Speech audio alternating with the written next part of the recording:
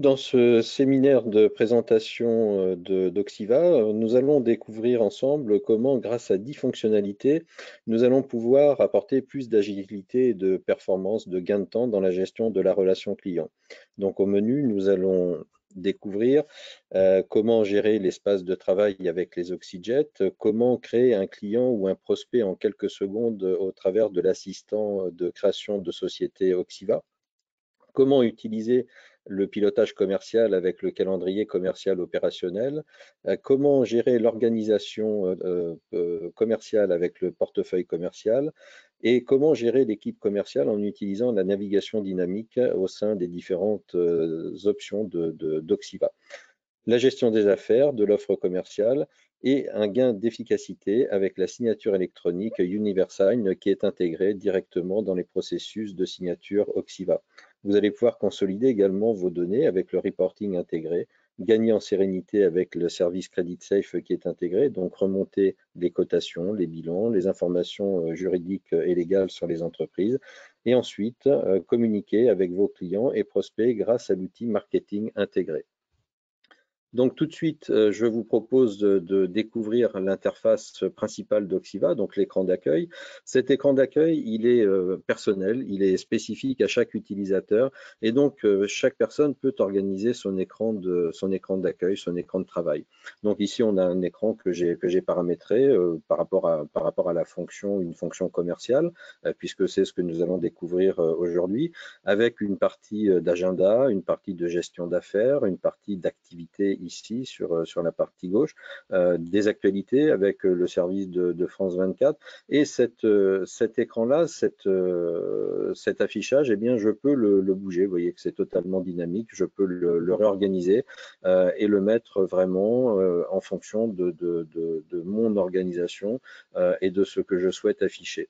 De la même façon, ici, j'ai une organisation sur les affaires, une présentation des affaires telles qu'elles sont représentées. Donc, les affaires, eh bien, ce sont tout simplement les offres commerciales qui sont en cours à l'instant T. Eh bien, ces offres commerciales, je vais pouvoir les piloter soit pour moi, soit pour une équipe commerciale, soit pour avoir une visu sur une personne différente. Et si je veux afficher, par exemple, les données commerciales de l'équipe, eh bien, j'ai la possibilité ici tout de suite et en direct de changer le contenu de cet Oxyjet. Alors, les Oxyjet, vous avez la possibilité de paramétrer ici le contenu de ce que vous allez afficher, d'en ajouter, d'en enlever et d'organiser votre affichage comme vous le souhaitez. Ici, nous verrons tout à l'heure l'Oxyjet spécifique à Credit Safe et son paramétrage également. Et donc ensuite, nous avons l'accès à la planification, à l'agenda que nous découvrirons tout à l'heure également sur la navigation des données qui sont des données communes pour l'ensemble de l'équipe commerciale. Nous allons voir maintenant comment créer, avec l'assistant de création de société, comment créer très facilement une société en s'appuyant sur la base Sirène, la base nationale des entreprises. Donc, nous proposons en fait, dans le cadre de l'utilisation d'Oxiva, eh bien tout simplement d'interroger la base légale des sociétés qui est à votre disposition sans surcoût. C'est compris dans la tarification en fait de base d'Oxiva.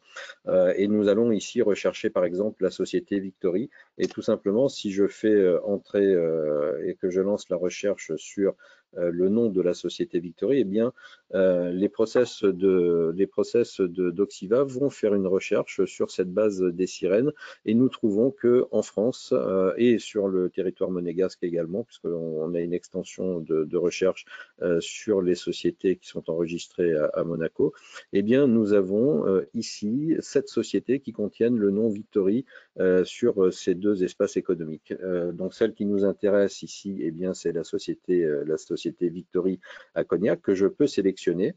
Et immédiatement, alors j'ai sélectionné cette société tout à fait volontairement pour vous montrer la fonction de dédoublonnage pour éviter de créer dans la base de données Oxiva, d'éviter de créer des doublons. Donc là, en fait, on voit que en sélectionnant la société Victory, tout de suite, Oxiva m'alerte sur le fait que j'ai déjà un client qui existe dans la base. Donc j'ai deux solutions, soit je peux accéder tout de suite à la société Victory pour aller travailler dessus, si c'est tout simplement une erreur de ma part, ou bien je peux tout à fait continuer le processus, peut-être pour créer une nouvelle fiche société qui serait par exemple un fournisseur. Dans le système de recherche, je peux très bien avoir des noms qui sont un peu plus courants. Par exemple, pourquoi pas une société qui s'appellerait Le Roi Merlin. Et si je recherche Le Roi Merlin sur le territoire national, je vais avoir beaucoup plus d'éléments de retour. Dans ce cas-là, je vais pouvoir faire une recherche exacte sur le nom et peut-être pouvoir filtrer sur le département pour avoir moins de réponses. Et dernier élément qui me donnera une recherche qui sera une recherche fixe, c'est d'entrer tout simplement le SIRET de l'entreprise. Donc là, je vais continuer l'assistant pour aller jusqu'au bout. J'ai tout simplement ici besoin de dire de quel type de société s'agit-il. Alors, je vais la typer client, même si je ne validerai pas au bout pour éviter de créer un doublon. Je vais donc créer un client. La base légale me retourne le SIRET, me retourne le numéro de TV intracommunautaire, le code NAF.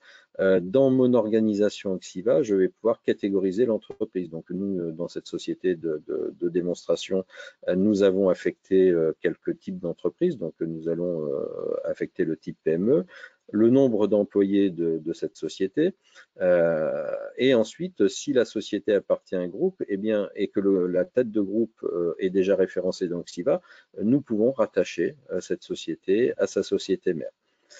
Je fais suivant, j'ai l'adresse qui apparaît. Immédiatement derrière, le service de géolocalisation va me permettre de géolocaliser et de positionner l'entreprise directement sur son espace réel. Donc là, on voit qu'on est bien positionné aux 40 rue de Marignan à Cognac. Donc on a un taux de certitude qui est proche de 100%. Donc je vais demander à Oxiva de me géocoder cette adresse et donc la fonctionnalité, là où les fonctionnalités qui vont en découler, c'est quoi? Ça va être de permettre derrière de pouvoir établir des tournées pour les commerciaux, de pouvoir faire des recherches si je suis amené à me déplacer et à faire quelques kilomètres pour aller voir un client ou un prospect, de voir quels sont les clients dans un périmètre qui peut être de 5, 10, 15, 20, 50, 100 km ou plus autour de ce client ou de ce prospect. Donc le géocodage va m'apporter une foule de fonctionnalités, y compris sur l'application mobile, qui me permettra notamment de sélectionner le client, de lancer le GPS et donc d'être guidé par mon application mobile et par mon téléphone mobile lors d'un déplacement. Je vais faire suivant. Si j'avais eu des coordonnées téléphoniques enregistrées sur la base légale, les coordonnées téléphoniques auraient été remontées immédiatement. Autrement, bien sûr, je peux les saisir.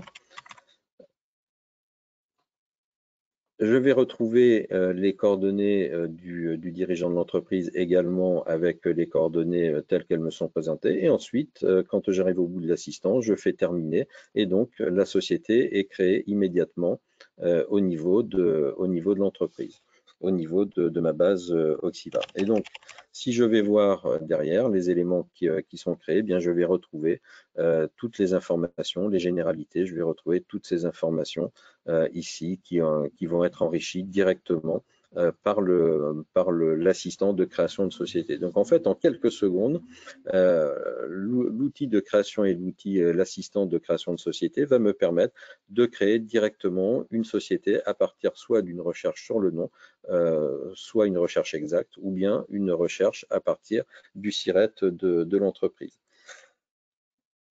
L'autre point qui va me permettre d'être très opérationnel sur le pilotage de mon équipe commerciale ou sur le pilotage de ma propre activité commerciale, c'est ici toute la partie calendrier commercial opérationnel. Alors le calendrier commercial opérationnel, nous l'avons voulu très simple et en termes de présentation et en termes d'utilisation.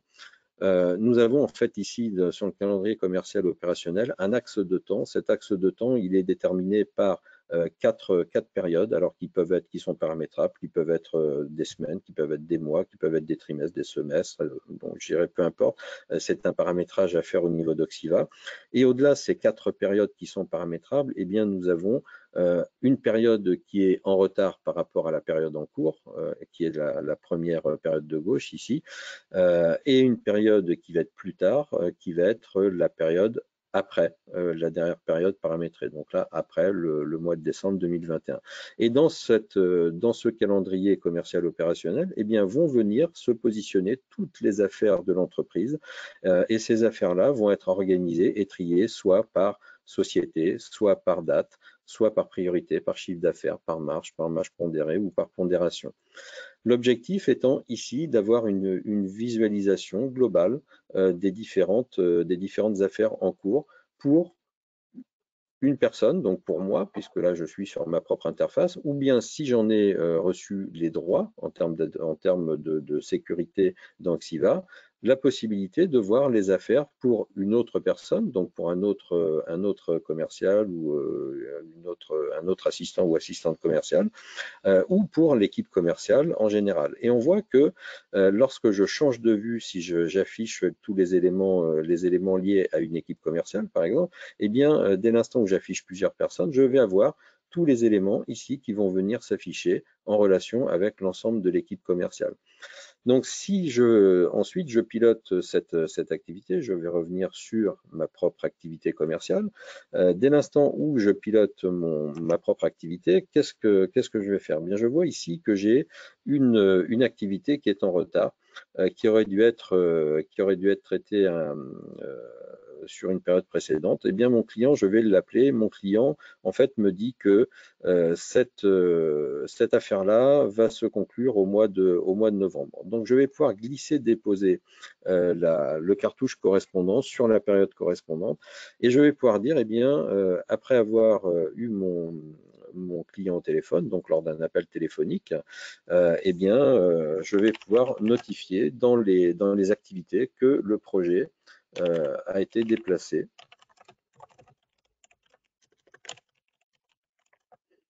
parce que le magasin n'est pas terminé, par exemple. Et donc, puisque j'ai positionné mon cartouche sur le mois de novembre, eh bien, on a repris en fait le jour qui était prédéfini, et Oxiva automatiquement me positionne sur le mois concerné. Et donc maintenant, automatiquement, je vais avoir mes statistiques qui vont se mettre à jour et mon pipe, mon document, mon calendrier commercial opérationnel qui va se mettre à jour automatiquement par rapport à ce suivi et à ce pilotage d'affaires. Si j'ai besoin, à partir de mon calendrier commercial, d'accéder aux affaires correspondantes, eh bien, j'ai tout à fait la possibilité, par exemple ici, de venir cliquer sur la zone et d'accéder donc au pilotage de l'offre commerciale en tant que telle, donc de l'affaire, et dans l'affaire d'avoir accès à toutes les informations qui sont relatives à l'affaire sur laquelle je suis en train de travailler. Je vais revenir sur l'écran précédent pour passer maintenant au portefeuille commercial. Alors, le portefeuille commercial, en fait, va reprendre exactement les mêmes informations, mais on voit ici qu'on n'est plus sur un axe de temps, mais nous sommes sur un axe d'organisation. Et l'axe d'organisation, eh bien, quel est-il? C'est un axe d'organisation qui est totalement dépendant de l'organisation interne de l'entreprise. Deux éléments qui sont deux éléments immuables. Le premier, c'est l'ouverture d'un dossier commercial. Le deuxième, c'est la décision du client. C'est-à-dire que quand je traite une affaire commerciale, eh bien, à un moment donné, je vais l'ouvrir et je vais la fermer. La fermeture, c'est mon client qui me dit, OK, on y va et on va signer ensemble. Dans l'intervalle, nous sommes là dans des phases d'organisation d'entreprise. Ici, à titre d'exemple, eh bien, nous avons mis 4 phases. Nous pourrions en avoir simplement 1, 2, 3, 5, 10. Et là encore, Oxiva va être paramétré en fonction de l'organisation de l'entreprise utilisatrice d'Oxiva. Et encore une fois, bien, comment les choses vont s'organiser? Eh bien, l'idée de fonctionnement et surtout l'idée d'utilisation de ce portefeuille commercial, eh bien, c'est d'aller rechercher quand je suis en train de travailler et quand je suis en train de traiter mon activité commerciale euh, et que je dois traiter les dossiers qui sont à faire signer, eh bien évidemment, je vais plutôt me concentrer sur les affaires qui sont en décision chez mon client plutôt que les affaires qui sont ouvertes et qui n'ont pas encore été rédigées et même pas envoyées chez le client. Voilà, donc en fait, on va pouvoir travailler avec un mix de ces deux éléments. Qu'est-ce qui doit être traité sur le mois en cours et qu'est-ce qui est surtout en décision chez mon client. Nous avons, je vais afficher un peu plus de données avec l'équipe commerciale. Nous avons ici un système de tri et de sélection dynamique, c'est-à-dire que je ne vais afficher dans cette zone de sélection de sociétés que les sociétés sur lesquelles j'ai effectivement des affaires en cours. C'est-à-dire que je ne vais pas afficher ici toute ma base de données clients. Si j'ai 10 000 clients dans ma base, je ne vais pas m'amuser à afficher les 10 000 clients. Là, je ne vais afficher que les clients sur lesquels j'ai des affaires en cours. Et je peux filtrer de cette façon le client sur lequel je veux travailler et voir quelles sont les affaires sur lesquelles je vais pouvoir travailler et extraire de l'information pour agir vis-à-vis de ce client-là. J'ai exactement la même chose au niveau du calendrier commercial opérationnel. Et le petit plus que l'on voit ici, alors sur cette société de démonstration et de présentation, bien sûr, le nombre de données présentées et présentes est très faible. Au quotidien, quand on traite des affaires, on en a beaucoup plus. Donc en fait, ici, on voit que l'affichage est assez limité. En cliquant sur le plus, ici, je vais augmenter la capacité de mon affichage et donc je vais avoir la possibilité d'afficher plus d'informations et d'être beaucoup plus confortable sur la lecture des informations. Je parlais tout à l'heure de navigation dynamique. La navigation dynamique, eh bien, de quoi s'agit-il? Navigation dynamique, ça va me permettre, donc je vais la retrouver et j'ai déjà commencé à l'aborder ici avec la possibilité, dès l'instant où j'en ai reçu le droit. Alors je parle depuis tout à l'heure de droit, mais c'est une notion qui est importante, hein, c'est j'accède aux données qui sont les miennes et quand ce ne sont pas mes données, je n'y accède que si et seulement si on m'a donné la possibilité d'accéder aux informations, soit au travers d'un droit hiérarchique sur les données de l'entreprise.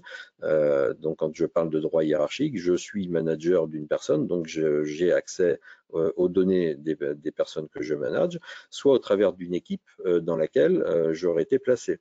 Donc, je peux très bien ne pas être le supérieur hiérarchique d'un collègue de travail, mais travailler dans la même équipe. Donc, je peux très bien, au travers de ce placement dans une équipe, avoir accès aux données commerciales de l'ensemble de l'équipe.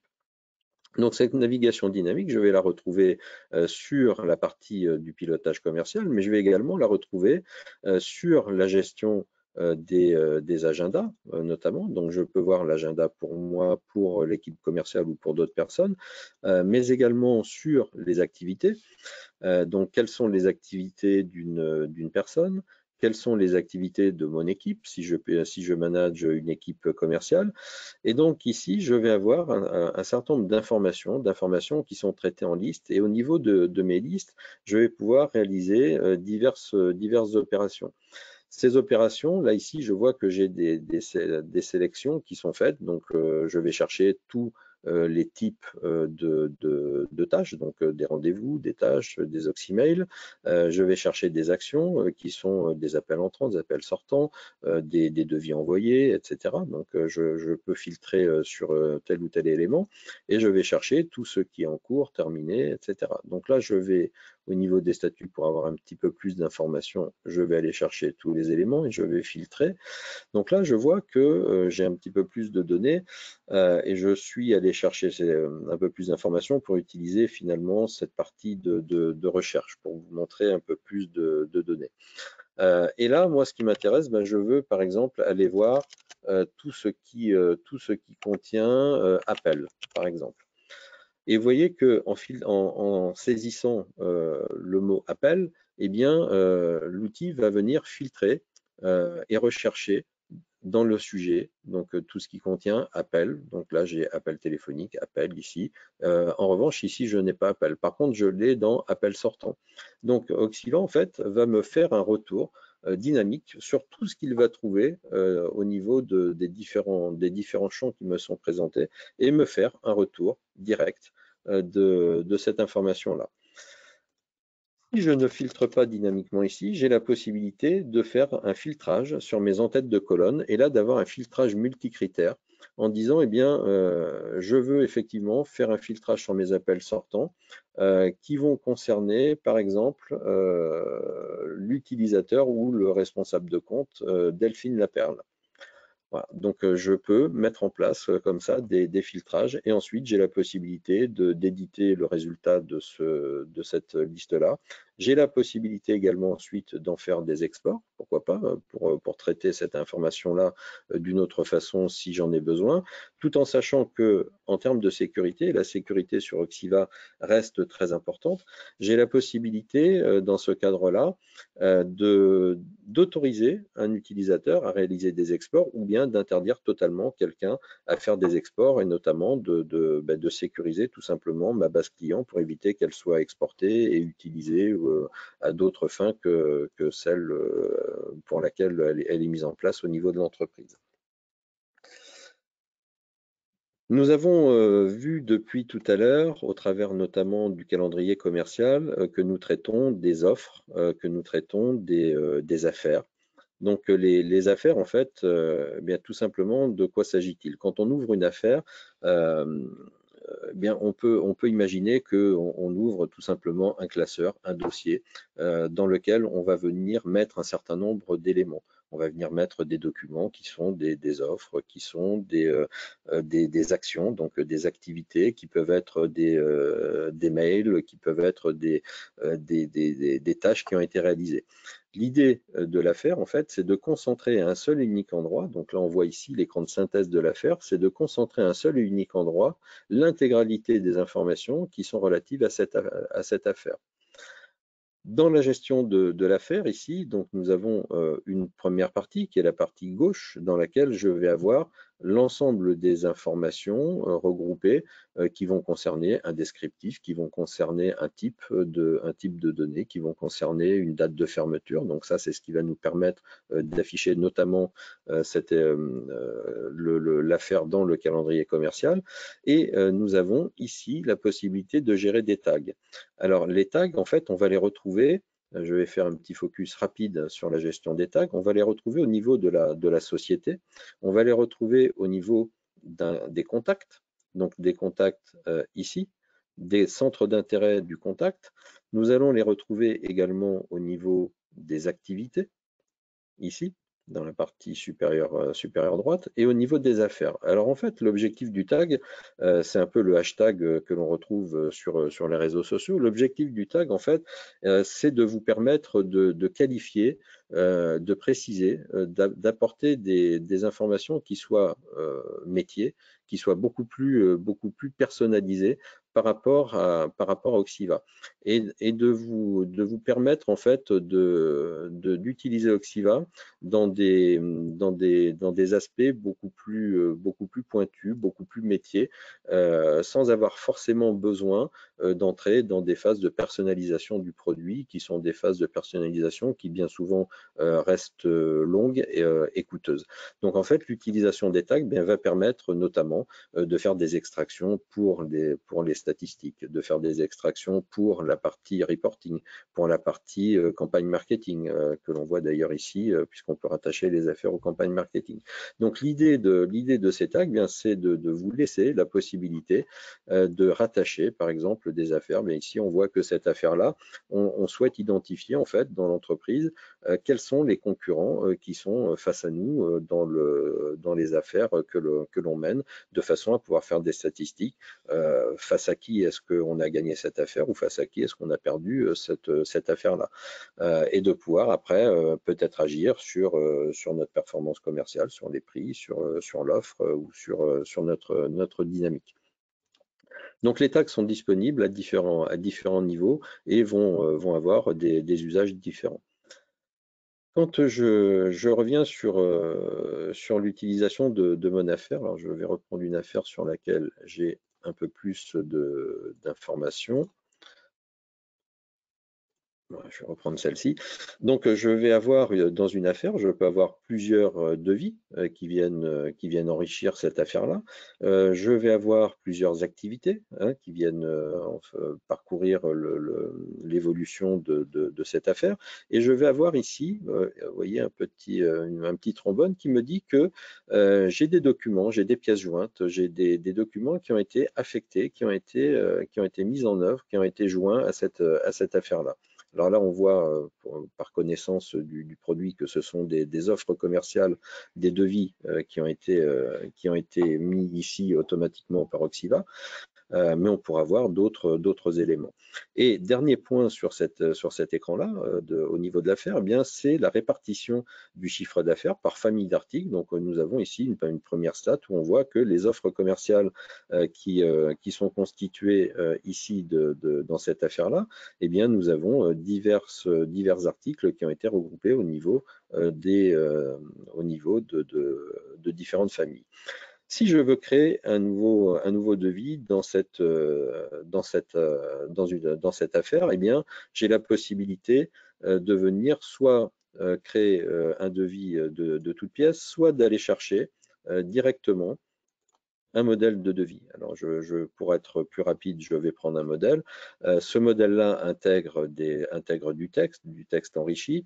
On pourrait y mettre des images, va intégrer bien sûr des articles avec des prix d'achat, avec des prix de vente, et je peux très bien passer un article en option, en double-cliquant sur la zone, et on voit que toute la ligne passe en bleu, et donc ça signifie que l'article devient optionnel. Je vais passer en validation de mon devis. Donc tout simplement pour pouvoir passer à la partie signature électronique. Et donc cette offre-là, dès l'instant où je l'ai validée, j'ai la possibilité désormais de l'envoyer par mail. Alors j'ai deux solutions, je peux envoyer ce devis par mail de façon tout à fait classique. On va générer un PDF et le PDF va être envoyé par email. Ou bien j'ai la possibilité d'envoyer mon devis en signature électronique, donc pour signature. Et dans ce cadre-là,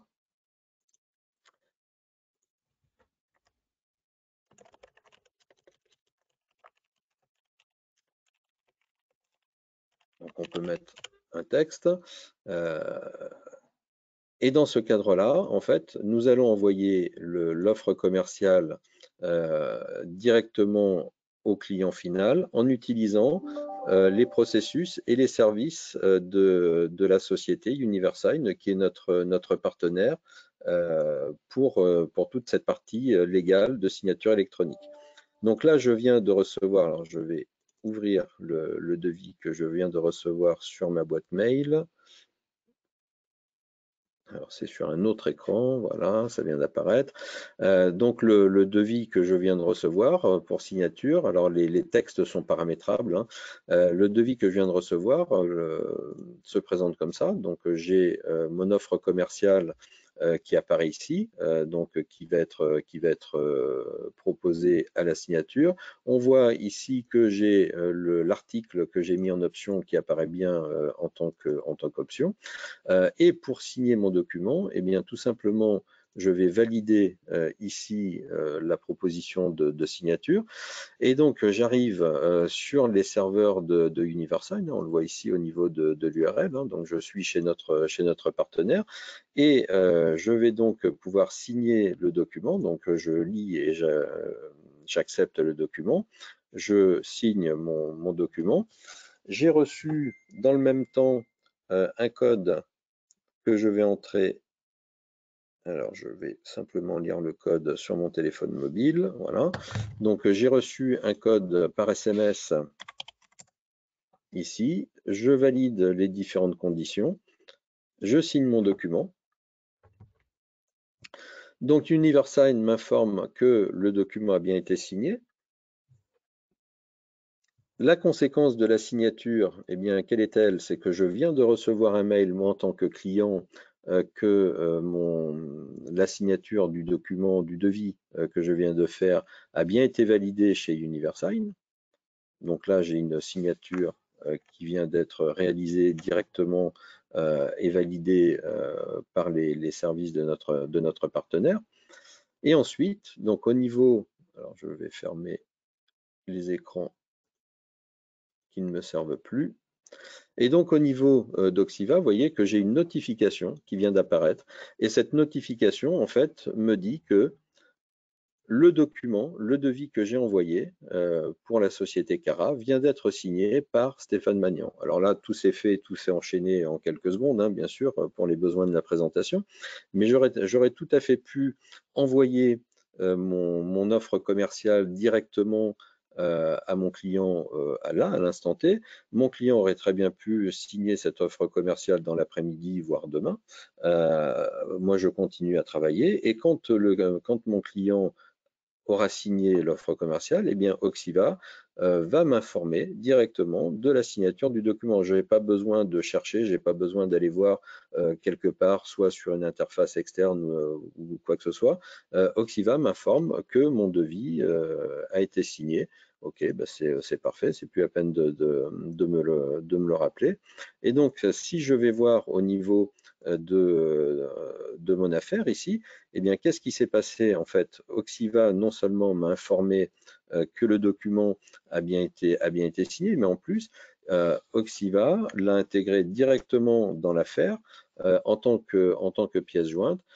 Et j'ai dans la bibliothèque de documents du client maintenant un document qui est enregistré comme étant un document signé, puisque j'ai ici une pièce jointe qui est signée. Donc nous avons tout le processus qui a été traité de bout en bout sur le cadre et dans le cadre de la signature électronique et de cette signature qui est une signature qui a force probante et valeur légale.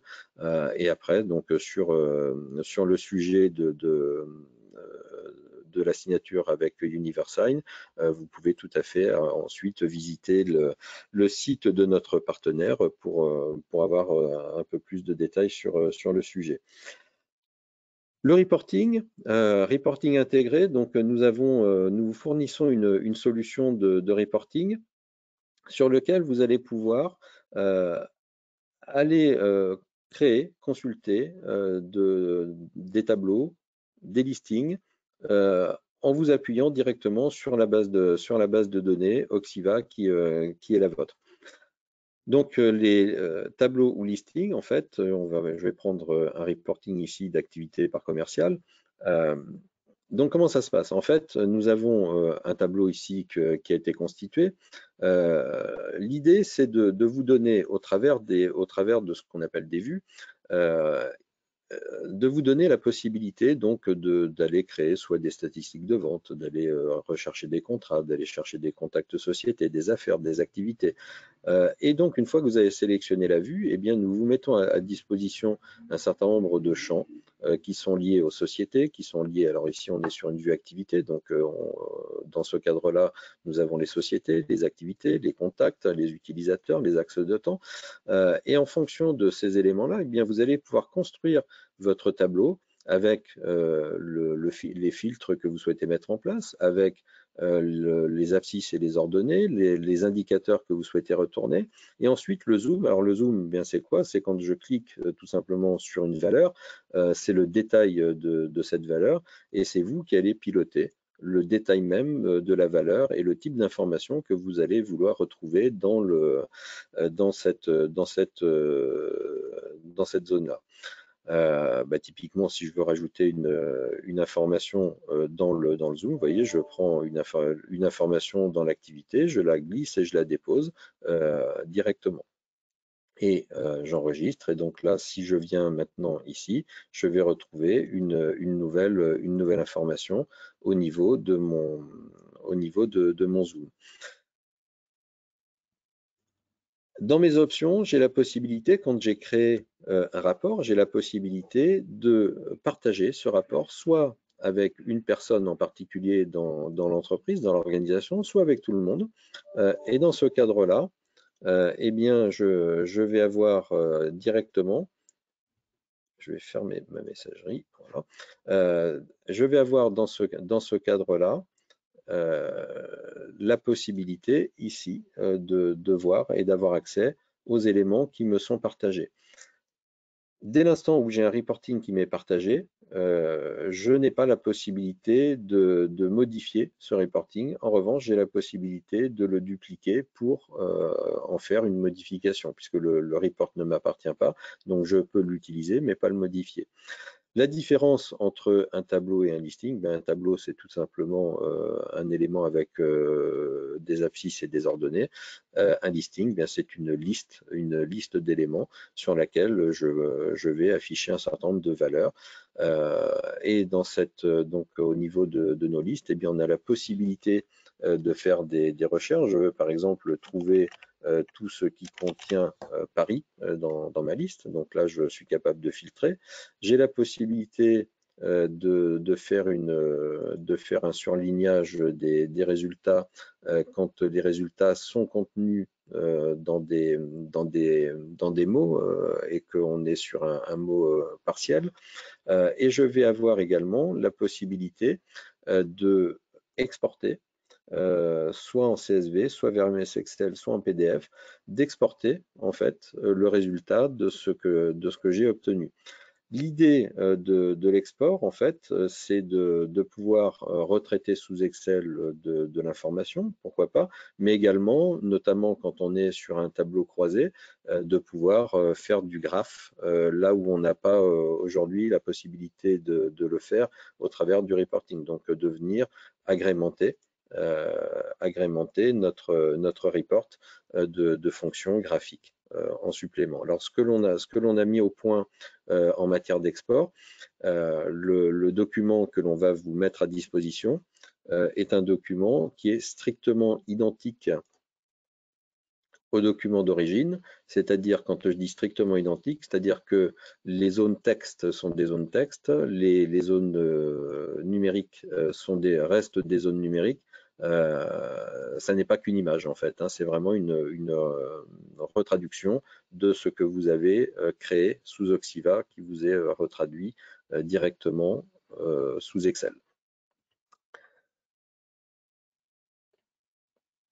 Avant-dernier point, la partie Credit Safe. Donc l'objectif du service Credit Safe, quel est-il? Eh bien, l'objectif, c'est de vous donner un accès directement dans Oxiva au service de cotation et d'information légale des entreprises sans avoir besoin d'aller changer d'interface, d'aller sur un service externe. Donc là, vous utilisez le service que nous mettons à disposition.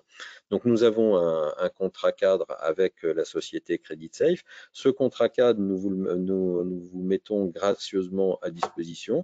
Et après, les entreprises que vous mettez sous surveillance, eh bien, c'est uniquement à chaque entreprise mise sous surveillance que le jeton va être facturé.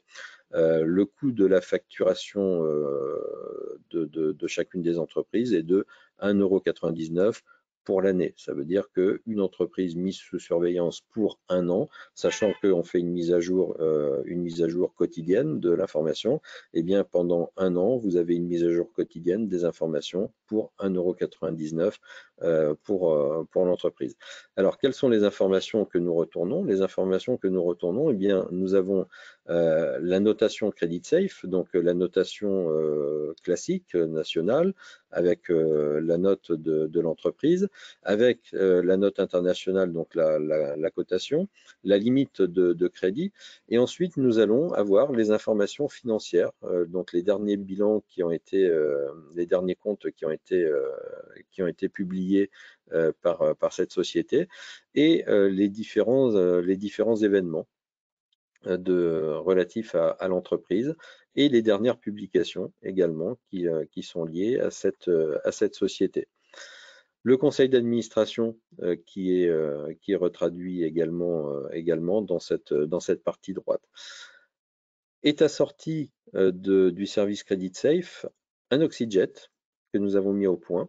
Et à chaque fois qu'il y aura une mise à jour d'une société mise sous surveillance, donc je dirais peu importe la société et peu importe le nombre de sociétés qui seront mises à jour dans la base, vous aurez donc ici dans l'Oxyjet, vous aurez une information. Et cette information, c'est vous qui allez définir si oui ou non vous voulez avoir telle ou telle information.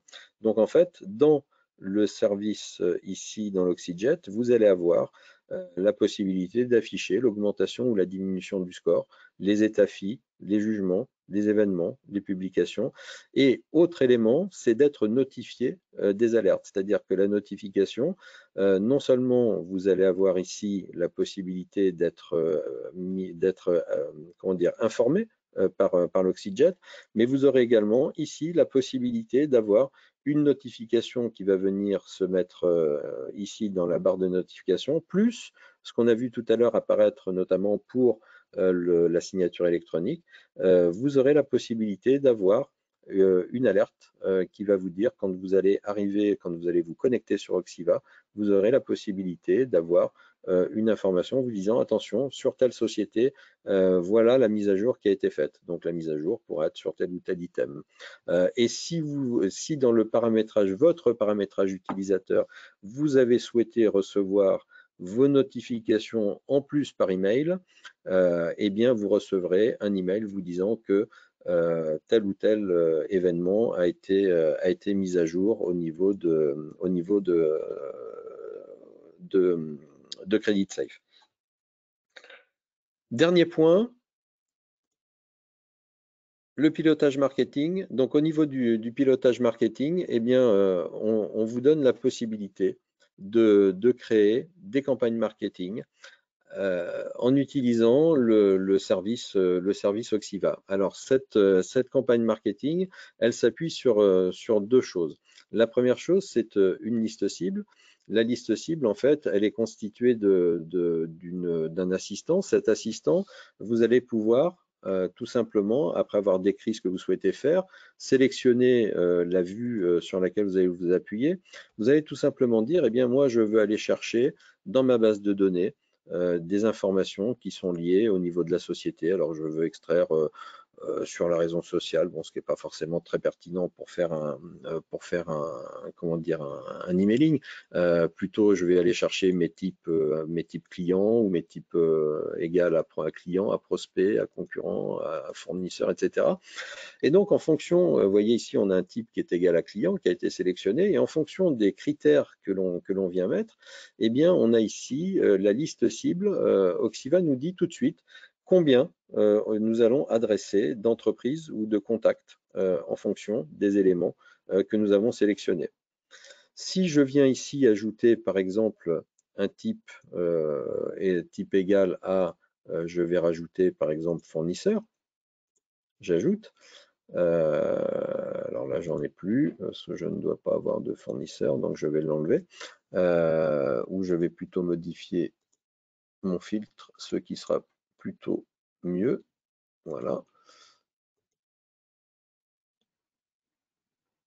Ouais, mais j'ai pas de fournisseur dedans. Donc je vais rester sur mes 22 contacts, mais je peux effectivement venir cumuler les filtres les uns avec les autres de façon à avoir ici des éléments qui me permettent de construire ma liste de diffusion. Quand j'arrive ici sur cette partie optionnelle, je peux partager ma liste cible en interne. Le partage de ma liste cible, eh bien, c'est quoi? C'est de dire je construis cette liste cible uniquement pour moi, ou est-ce que je la construis pour l'ensemble des utilisateurs du module marketing d'Oxiva, et donc est-ce que je la mets à disposition? Et l'autre élément ici, dans les fiches contacts d'Oxiva, nous avons la possibilité d'enregistrer les mails personnels des contacts de l'entreprise. Si nous avons reçu l'autorisation d'utiliser les mails personnels, eh bien, nous pouvons envoyer les newsletters, par exemple, en utilisant les mails perso des correspondants. Et une fois que ma liste cible est créée, eh bien, je fais tout simplement terminer et j'ai ma liste cible qui est prête à être utilisée. Ensuite, je vais pouvoir faire une campagne marketing. Donc là, eh bien, je vais reprendre une campagne qui a déjà été créée. Cette campagne-là, elle va être constituée de plusieurs éléments. La généralité, donc où je vais définir les différents points. Mes destinataires, donc là je retrouve les 22 destinataires et mes 22 destinataires, je vais pouvoir les manager, je vais pouvoir les piloter. Quand je dis les piloter, eh bien je peux très bien dire ici, par exemple, Stéphane Magnan, ici, direction Ad Victory, lui, c'est pas la peine de lui envoyer puisque c'est moi-même. Donc je ne vais pas m'envoyer à moi-même une invitation. Donc je le supprime de la liste. Donc je vais pouvoir piloter. Je peux regarder ici si toutefois dans la liste de diffusion que j'ai créée tout à l'heure, si j'avais des correspondants qui s'étaient désabonnés, c'est-à-dire que quand je vais envoyer mon email, ma newsletter, bien sûr, je peux avoir des personnes qui se désabonnent. Si les personnes se sont désabonnées, elles auront malgré tout été sélectionnées par la liste cible, mais sélectionnées en tant que désabonnés et donc elles vont apparaître ici comme étant désabonnés et bien sûr elles ne seront pas adressées lors de l'envoi de cette newsletter.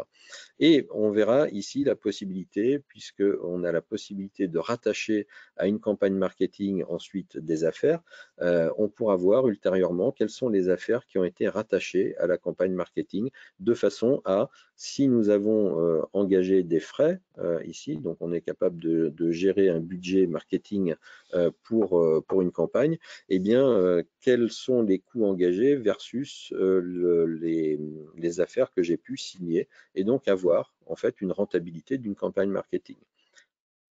Et donc, ma campagne marketing, eh bien, qu'est-ce que je vais pouvoir faire derrière? Eh bien, je vais pouvoir créer un email. Donc, nous mettons à disposition en fait un outil qui permet ici de créer, d'importer des images, de saisir du texte, donc au travers de blocs, au travers de boutons, au travers de contenus, avec des éléments de pied de page.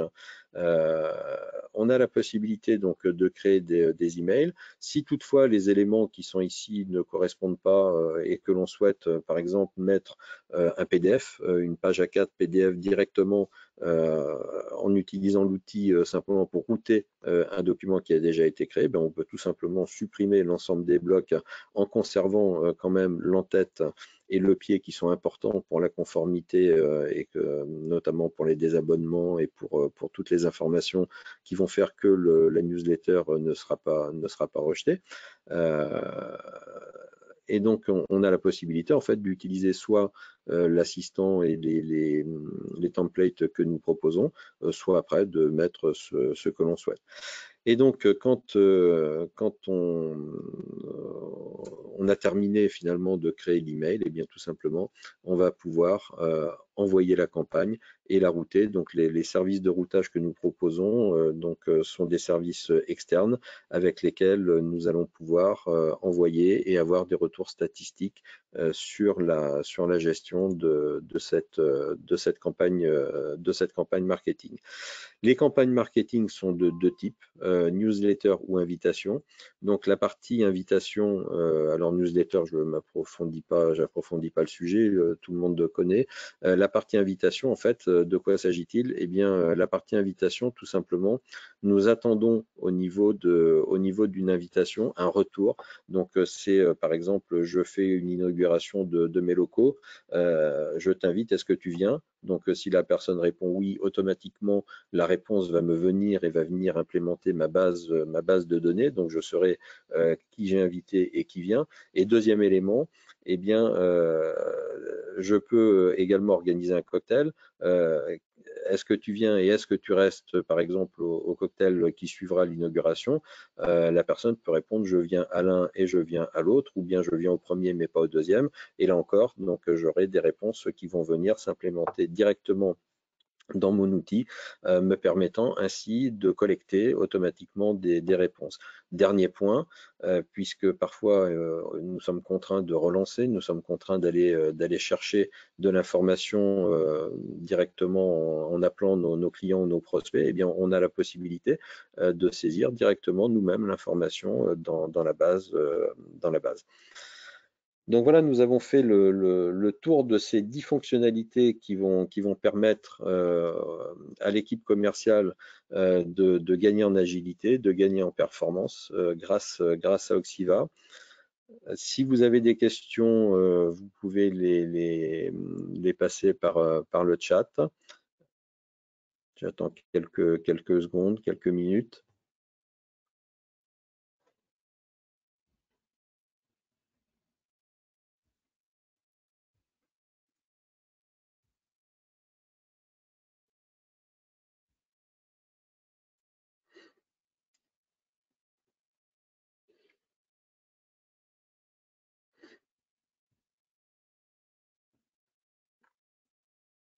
Non, je ne vois rien arriver.